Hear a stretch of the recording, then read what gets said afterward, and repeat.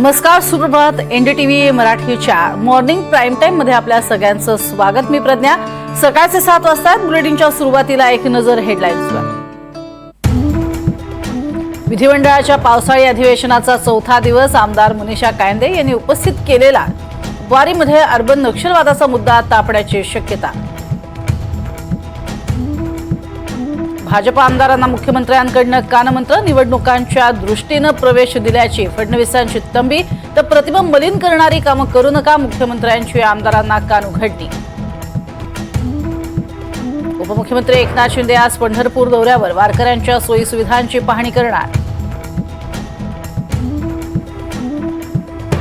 केंद्रीय गृहमंत्री अमित शहा आज पुण्याच्या दौऱ्यावर. बाजीराव पेशव्यांच्या पुतळ्याचं अनावरण यासह विविध कार्यक्रमांना लावणार हजेरी.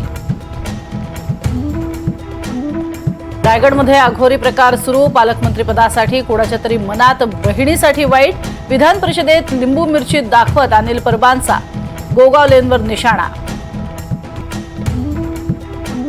शेतकऱ्यांबद्दल चुकीचं बोललो नाही, बबनराव लोणीकर वक्तव्यावर ठाम. तर लोणीकरांनी शेतकऱ्यांची माफी मागावी, विरोधकांची मागणी. पंढरपूरच्या वारीत अर्बन नक्षलवाद्यांची भाषणं. शिंदे गटाच्या आमदार मनीषा कायंदेंचा गंभीर आरोप. एकनाथ शिंदेंकडनं कारवाईचं आश्वासन. तर काँग्रेसकडनं गृहमंत्र्यांच्या राजीनाम्याची मागणी. उद्धव ठाकरेंनी मराठी मुलांसाठी काय केलं, नारायण राणेंचा सवाल. तर आपल्या मुलांना इंग्रजी माध्यमात का शिकवलं, मराठीच्या मुद्द्यावरून नारायण राणेंची ठाकरे बंधूंवर टीका.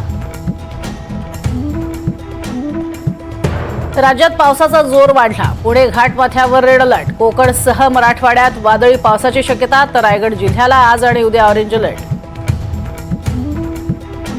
राजस्थानमध्ये ऑरेंज अलर्ट. अजमेर दर्ग्यामध्ये 2 फूट पाणी. पावसाचा अलर्ट देणारी सी फ्लड सिस्टीम सुरू. पंतप्रधान नरेंद्र मोदी 5 देशांच्या दौऱ्यावर. आफ्रिकेतील घानाला दिली भेट. मोदी आज घानाच्या संसदेला संबोधित करणार.